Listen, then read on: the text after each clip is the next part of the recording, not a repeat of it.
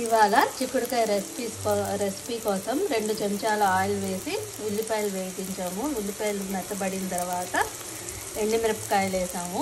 ఎండుమిరపకాయలు, పసుపు అన్నీ వేసాము. ఇక్కడైతే స్టీమ్ చేసుకున్నాం అన్నమాట. చిక్కుడుకాయల్ని ఇందులో వేస్తున్నాం అన్నమాట. కొంచెం కొంచెంగా ఇందులో వేసుకోవాలి.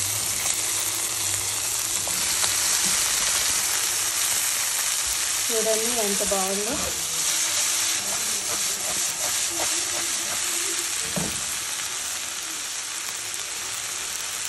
ఇలా స్టీమ్ చేయడం వల్ల డైట్లో ఉండే వాళ్ళకి కూడా మంచిగా హెల్ప్ అవుతుంది అన్నమాట. రైస్లోకి, చపాతీలోకి కూడా ఈ కూర అనేది బాగుంటుంది.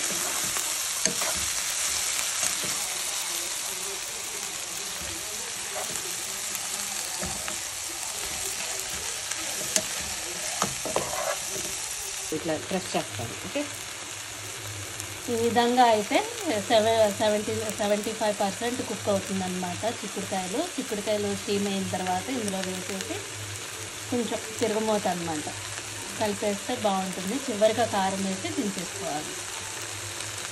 సో 15 మినిట్స్లో అయితే చిక్కుడుకాయ కూర రెడీ అయిపోయిందండి. బ్యాచిలర్స్కి, స్టూడెంట్స్కి, ఇంట్లో ఉండే పెద్దవాళ్ళకి కూడా ఈ కూర అయితే చాలా బాగుంటుంది. ఒకసారి ట్రై చేయండి. Please subscribe my channel and bell ఐకాన్ని ప్రెస్ చేయడం మాత్రం మర్చిపోవద్దు. ఇప్పుడు చిక్కుడుకాయని టేస్ట్ చేసి చెప్తారు.